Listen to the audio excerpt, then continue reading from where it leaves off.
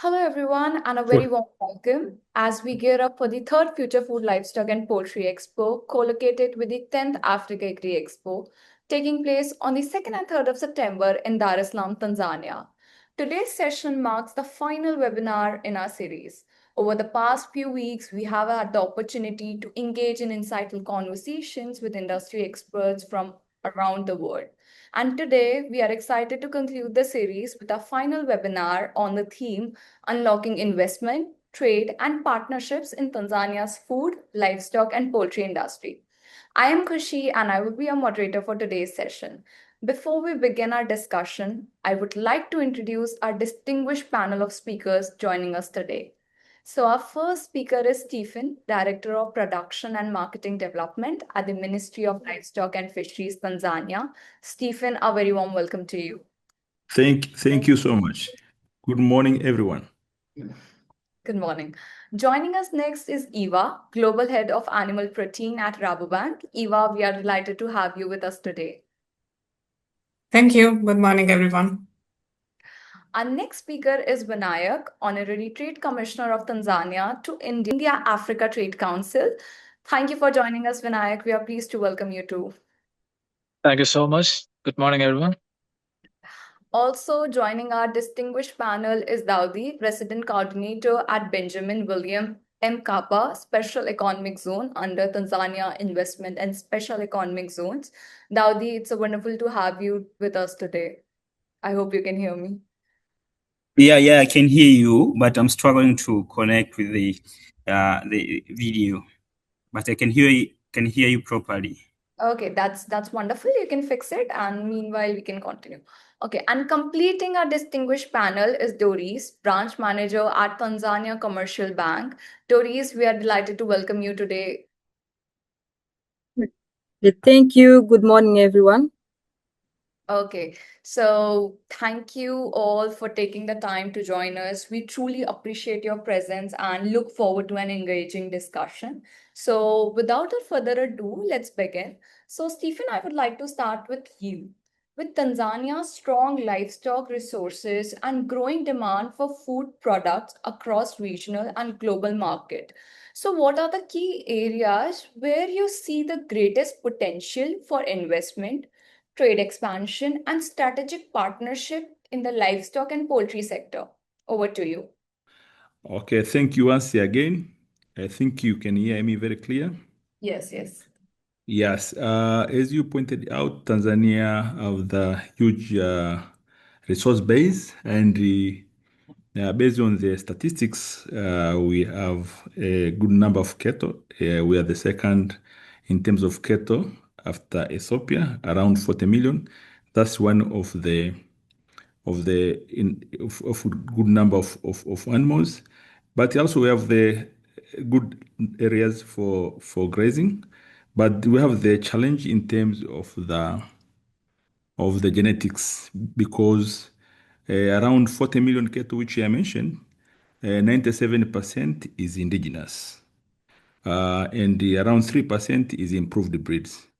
Therefore, based on the productivity, the quantity of production per animals is smaller compared to the quantity demanded. Therefore, in order to improve the bridge gap, the area for intervention, there is the key three technical area for investment. The first one is improvement of feed and water in order to increase productivity. The second one is genetic improvement through artificial insemination, embryo transfer, and breeders farms, and so forth and so forth. And the third one is disease control by improving service like vaccinations and other vector and vector-borne disease control. But also, in order for those to happen, we need to strengthen the support service like extension service.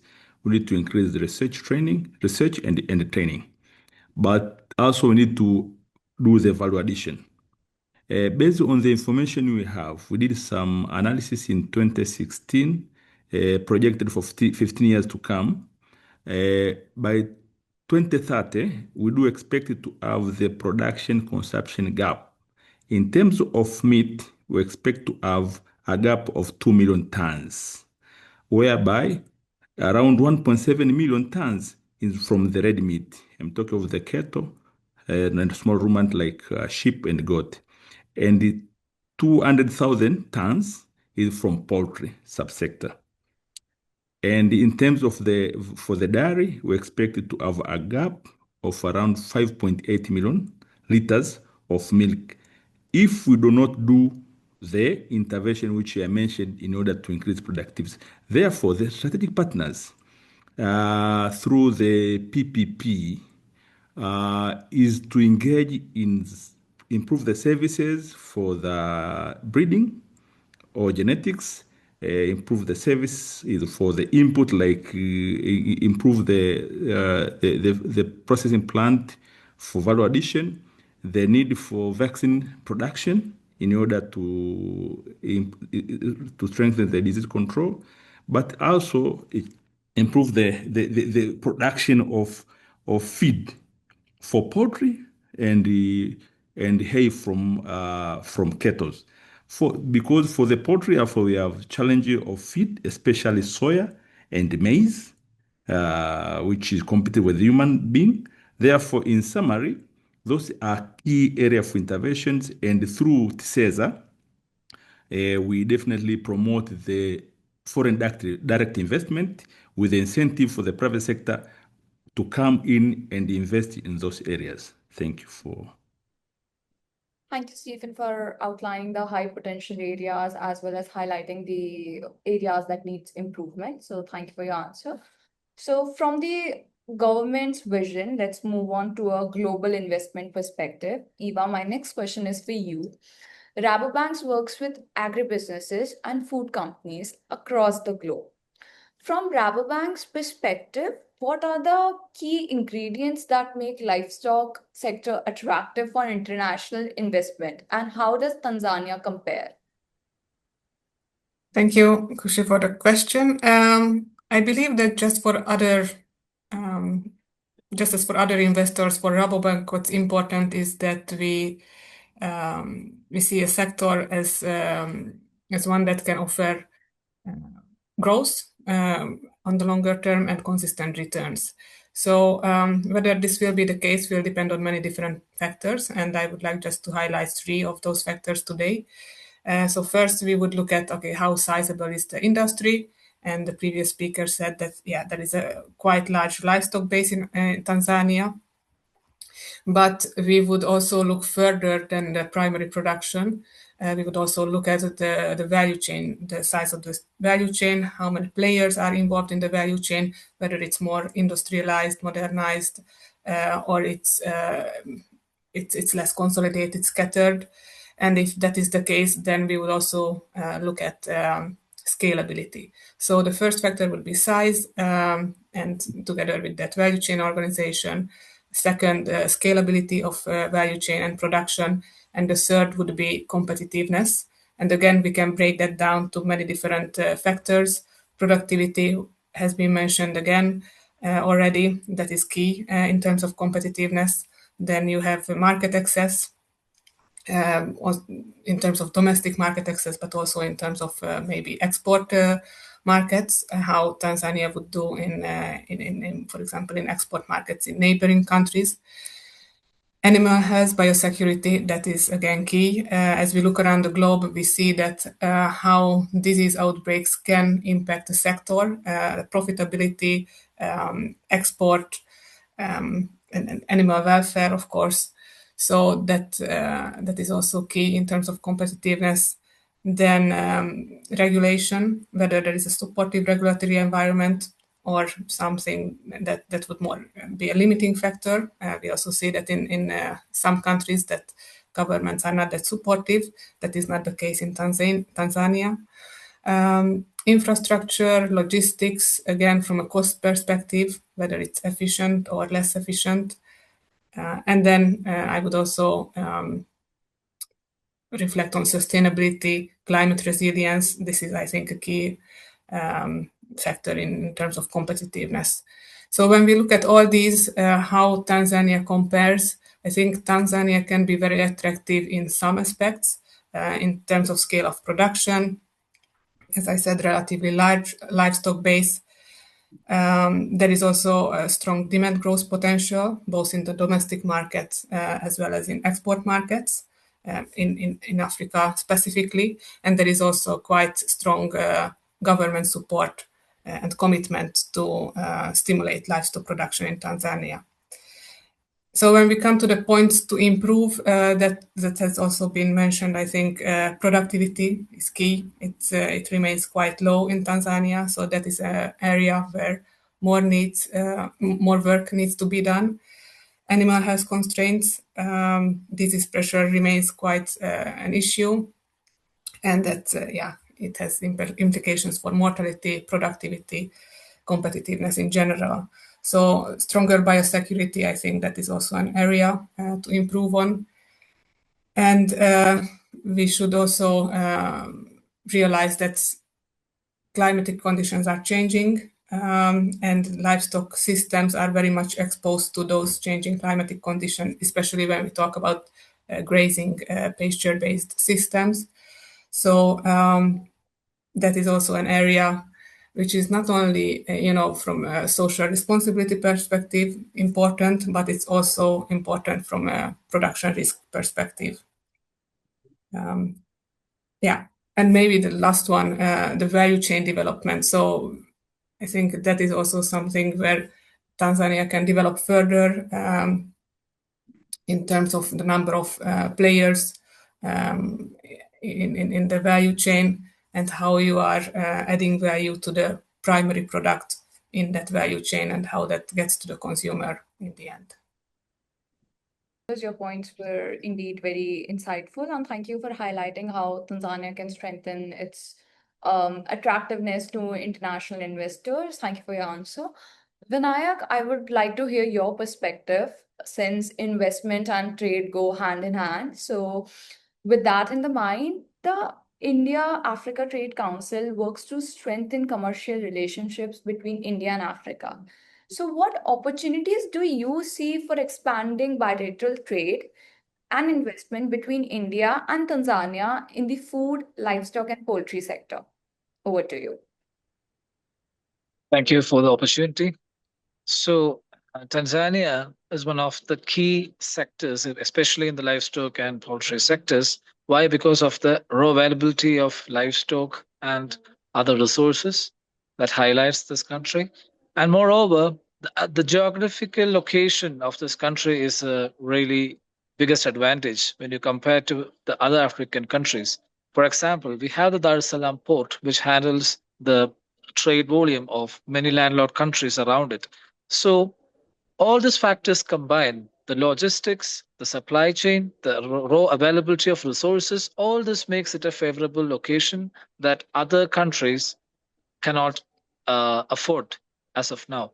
And the investment opportunity here is value addition. Raw export has been going on for many years, but right now the global investors can look into the value addition opportunities here, like investing in processing centers. Like if for example, in livestock, it can be meat processing, dairy processing centers, hatcheries for poultry. So there's a wide scope for this across the value addition supply chains. When you think of an Indian perspective in this, Indian companies are specialized in affordable technology solution providers, especially in the agro-processing sectors. And this is where the Indian technology can be implemented in Tanzania and Africa in general to do value addition to the ecosystem and also improve the value chain and supply chains. And combine this with the logistical advantages that we have in Tanzania, this could be unexplored sector. And many investors are coming up, and the government is also supportive to assist in this with the help of Tanzania Investment and Special Economic Zone Centers. They have the designated special economic zones for value addition agro-processing centers, and they provide the land and all the necessary amenities for setting up and helping out the investors to simplifying the process of investment as a one-stop facilitation center. So India-Africa Trade Council also works in that direction to help in and to bring in the investors, to make them aware of the potential that Tanzania and Africa have. And if all these resources are utilized correctly in a timely manner, Tanzania has definitely the potential to become the breadbasket of the world. And moreover, I would also like to add about uh, the supporting systems that should be improved along with this, because the roads, the infrastructure, also the connectivity, the water, electricity, all should be improved along with this in order to bring in the investor confidence to establish a processing center or supporting systems, because all this has to go in hand to hand in order to bring in that the confidence in the investors. So these supporting systems are also worth to look out for, and the country is improving in that direction very much.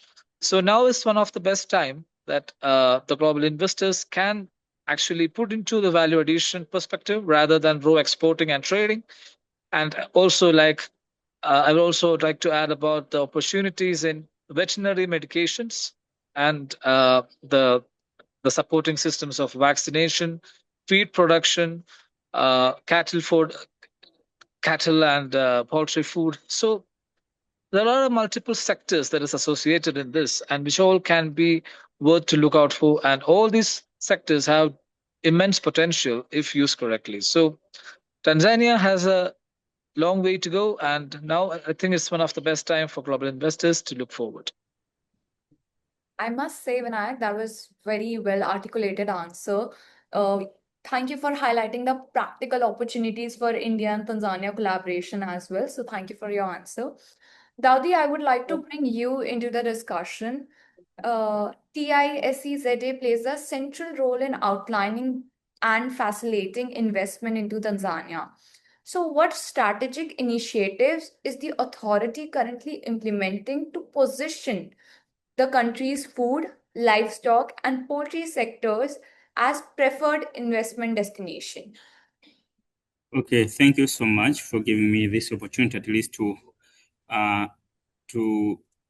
give some insights on the different initiative as TISEZA we are implementing now. We actually, before I continue, my name is Daudi Kabui from the Tanzania Investment and the Special Economic Zones Authority, TISEZA. So TISEZA is implementing a range of strategic initiatives to position the country as a competitive destination for investment in food processing, livestock, poultry, and other agro-industrial value chains. One of them, first, we promote value addition in livestock and livestock products, including meat, dairy processing, leather processing. And if we put livestock as one of those priority sectors, you see, number one, we say agriculture and agricultural processing. Number two is livestock and fishery, you see. And another thing, we do offer some incentives to investors who are investing in livestock and poultry. You see, for example, if an investor come and invest in our country, specifically in livestock subsector, we offer some fiscal and non-fiscal incentives, including exemptions on deemed capital goods. Deemed capital goods like those utility cars which you'll be using in that project. Also, for the machinery, maybe you want to import the machinery from abroad, then it will be zero import duty. You'll be exempted from paying the import duty. And sometimes it depends on the category of investment you are in. For example, if your target market is for export, is like foreign market, then you'll be enjoying more incentives if you invest in livestock, including exemption on VAT, exemption on corporate tax for 10 years, and the utilities, if you withholding tax, those things will be exempted, you see. And the reason behind it, we want to, to attract investors to come and invest in our country. And we promote also the exportation of processed livestock product. The last speaker is mentioned that most of Tanzania, yeah, we have many cattle, you see, but we sell them as raw, you see. So the government through TISEZA, we are now trying to make some incentives so that to attract more investors come and invest in livestock and poultry and food subsector. Yeah, another initiative, also we have an integrated investment facilitation framework where there's many ministries and other government institutions where the investor he can now process as a register is a company on one day, then get some other licensing, including labor permit, work permit, all those such related things, you see. So there's many initiatives, and in some of them, also, we have these special economic zones. We can provide free land to the investors who want to invest in a livestock subsector, you know. But there's some condition, including they have to, when we give them land, they have to develop within 12 months, you see, and employ at least 100 local in that project, you see. So those are the some of initiatives that we have. So I mentioned one, we promote the sector, including the value addition. Second, we have some fiscal and non-fiscal incentives. Also, in our special economic zones, specifically Bagamoyo, we can offer free land to investors who want to invest in livestock subsector. Yeah, and also we have the one-stop facilitation center where we can get a lot of licensing permits in one stop shop. Yeah. It is really encouraging to hear how the authority is working to, attract more and more investment to the industry, poultry and livestock industry. So thank you, Daudi, for highlighting those points. Finally, no investment journey is complete without access to right financial support. So Doris, my next question is for you. Tanzania Commercial Bank has been actively supporting key sectors of economy. How is the bank contributing to the growth of Tanzania's food, livestock, and poultry industries through tailored financial solutions? Over to you. All right. Thank you once again, Kushi, for the very good question. Tanzania Commercial Bank is a state-owned bank with more than 100 years in operation. And the main focus, or we are committed to ensure that we support the government initiative and the agriculture, and agriculture being the one. For as a bank, we are supporting the agriculture sector by providing the tailored financial solutions, including this includes working capital, investments, as well as trade finance for the local and international trade. And we also support these, we are also giving these financial solutions, which helps the business to meet their business needs across the agriculture value chain. We are doing this by ensuring that for these financial solutions that TCB we are offering, we are ensuring that the agriculture sector, the whole value chain, from the process, from the farming to the final business persons who are selling the agricultural outputs to expand their business. And with this, we're ensuring that there's a sustainable business growth, but as well as the economic growth and the national food security as well. Yeah. All right, Doris, thank you for highlighting those points. We will now return to Stephen. Stephen, my question for you is, what are the critical steps Tanzania is taking to bridge the gap between livestock production and market opportunities? And how can international investors and partners contribute to building a stronger value chain from farm to global markets?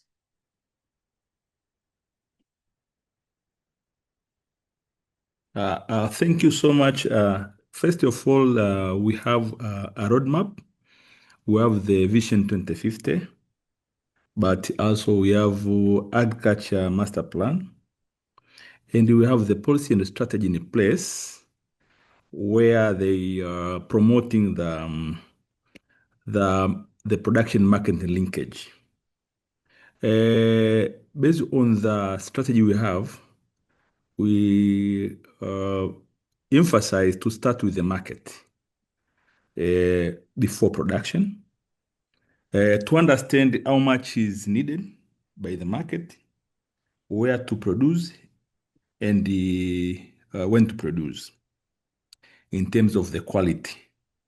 And based on the nature of the farmers or producer we have, the important steps is the aggregation concept through the cooperatives or farmer groups, so that at least they can have the quantity required and quality and constant supply, which is needed by the market.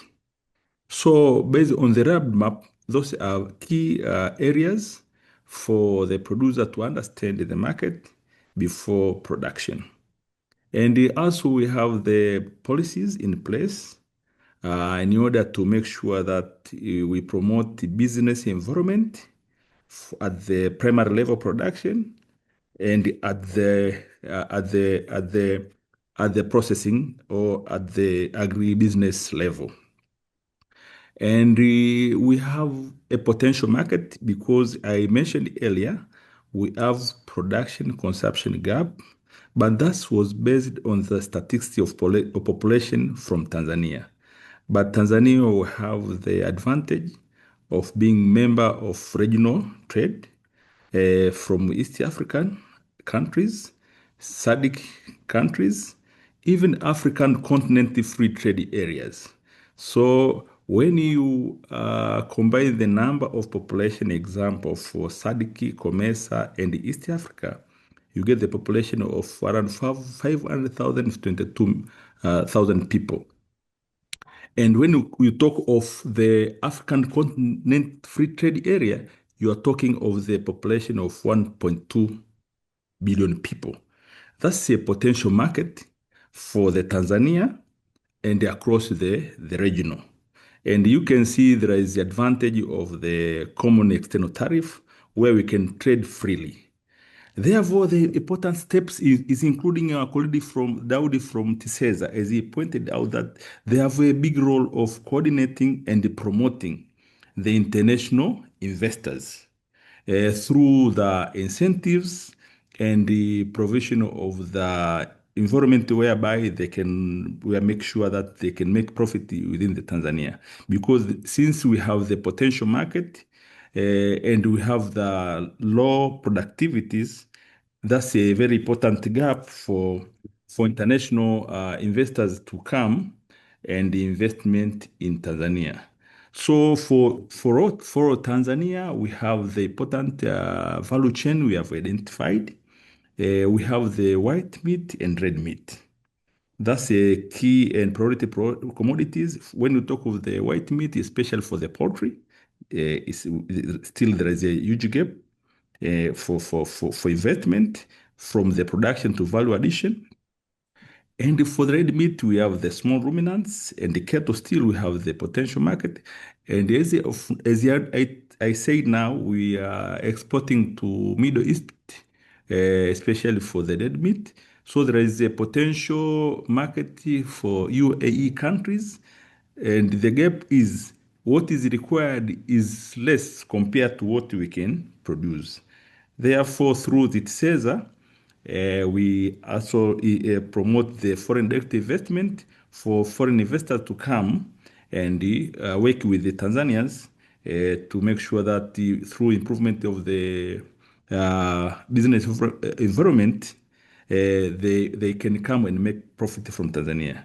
And the last step, which we did, is the through blueprint. We went through a lot of the challenges in the business. So we have realized some challenges in terms of multiple regulations and taxations. So we do have the blueprint whereby we are trying to harmonize so that to make sure that the cost of production is affordable.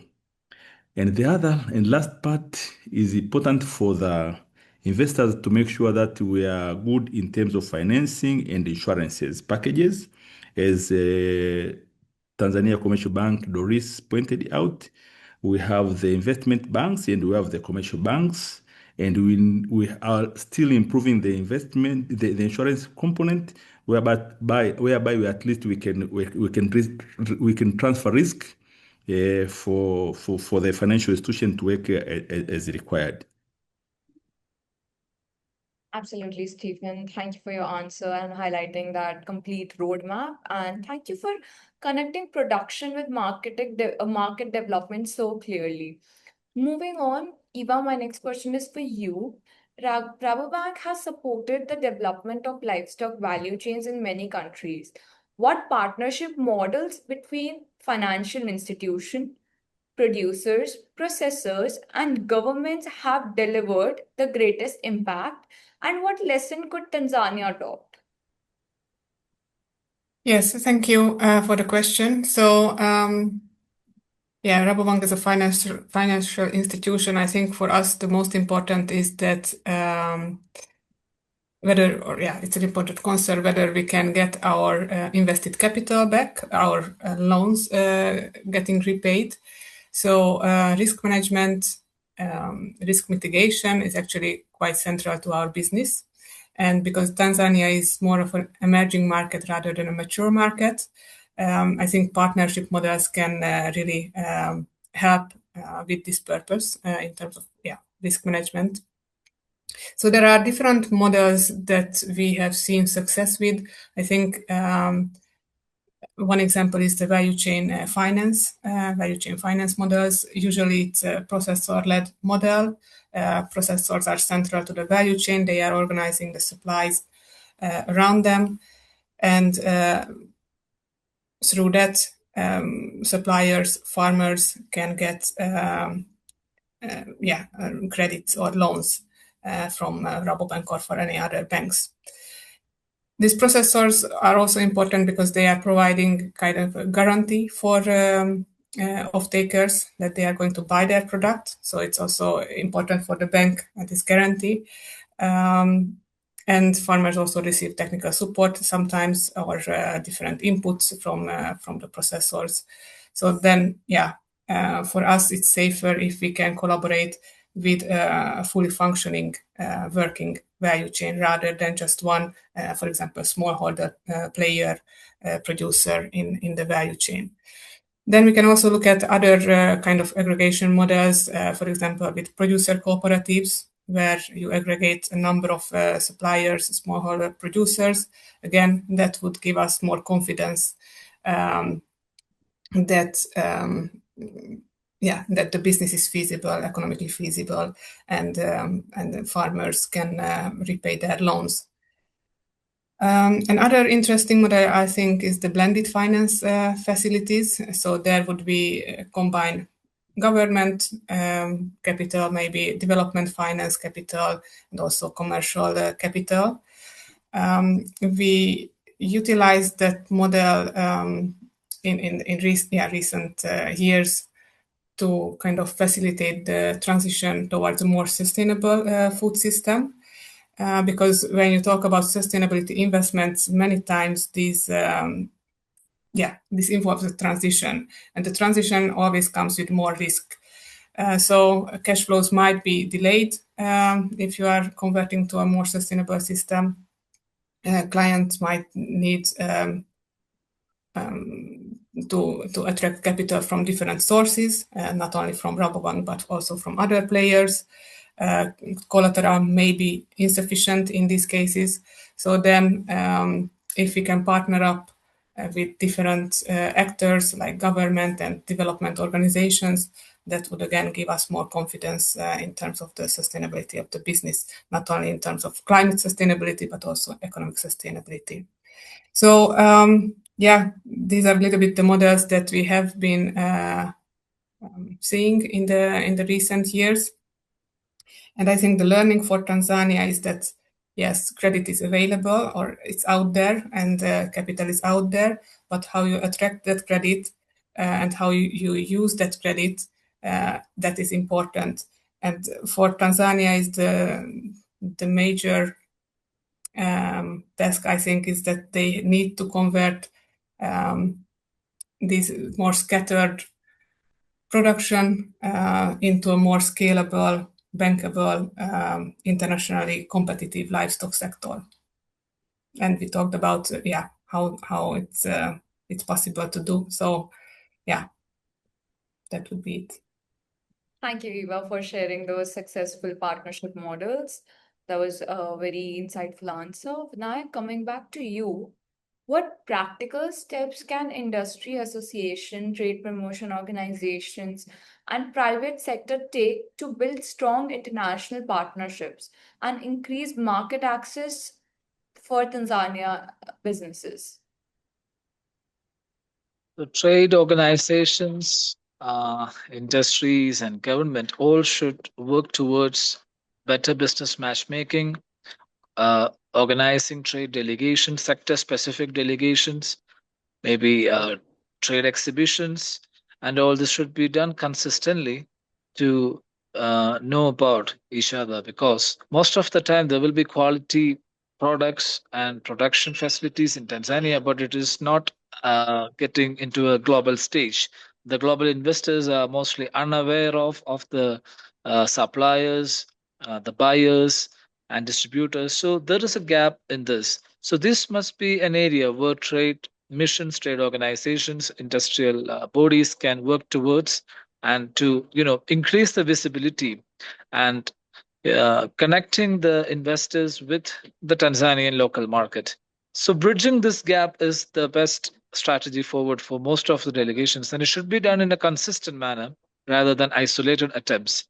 So business always happens when there is a trust and relationship between both the parties.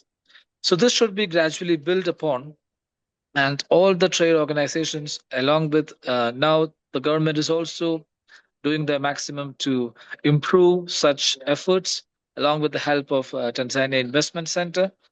They're also doing their best to coordinate periodic delegations, business forums, and all to attract global investors. So this must be a coordinated effort between the government, the trade organizations, the financial institutions, and the investors. So coordinated ecosystems is what produce scalable outcomes. So this must be a vision of this must be a shared vision for all these stakeholders. So continuing this in a consistent manner over a period of time will bring in the investor confidence and will bring in investors gradually. And Tanzania is doing everything in the right direction. The country has the potential. The country has good skill development. Everything, it is improving. So doing this gradually will take Tanzania into a global investment map.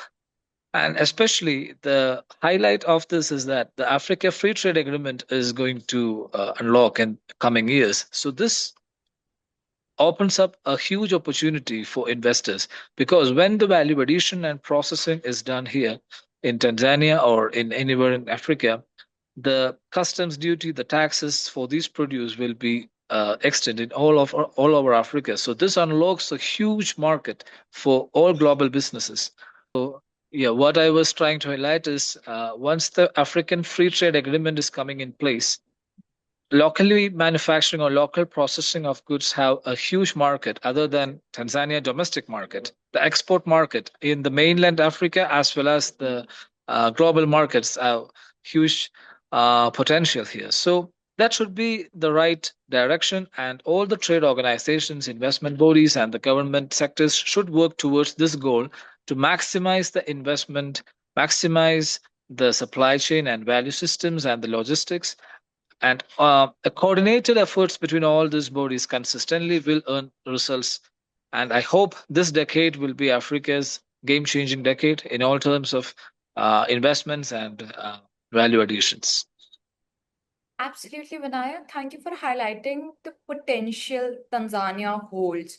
And your suggestion on trade, business network, and market access really provided a clear roadmap for helping Tanzanian enterprises or companies to connect with global opportunities. So, thank you so much for your answer. Daudi, my next question is for you. How does TISEZA support international investors beyond investment promotions, particularly in helping them establish partnerships with local businesses and successfully navigate Tanzania's investment and ecosystem?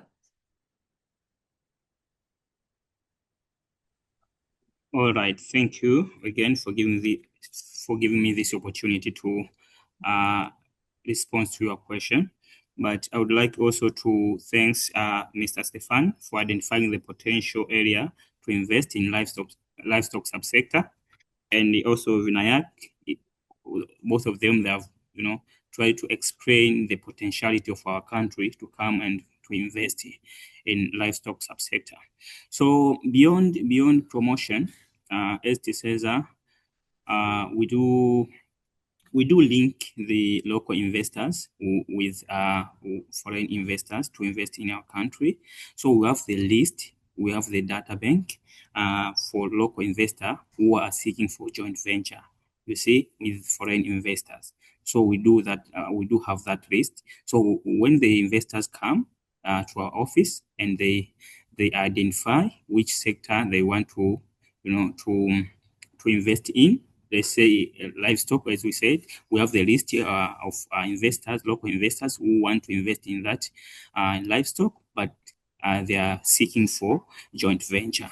That's number one. Also, we have the list of government projects also which are seeking for PPP, you see. So we have that one as well. But beyond promotion, as I mentioned earlier, we have one-stop facilitation center where an investor, foreign investor, come, because in our law, land law doesn't allow a foreign to own, to have a title deed. But through TISEZA, this investor can get what we call derivative right.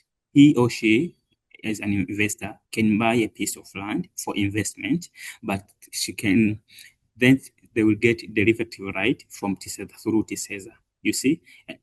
So those are the things which we are doing to make sure that beyond promotion, we support them. And there is some of the project, let's say, for example, those logistics, because if we want to invest in maybe livestock, there's this logistic, moving those cattle from one region to another region or to the factory, for example. And in such a project, we say now, because this logistic project can be done by the foreign, by local people, but we want at least joint venture now. If a foreigner want to invest, you see, in logistic, then at least 30%, you see, of the shares has to be local and 70% for foreign. You see, that's how we do support foreign investors beyond the promotion. Yeah. Thank you, Daudi, for your answer. It was really insightful. Coming back to you, Doris, my final question is for you. In your views, what role should commercial bank plays in strengthening partnerships between farmers, agribusinesses, processors, and investors to accelerate sector's growth?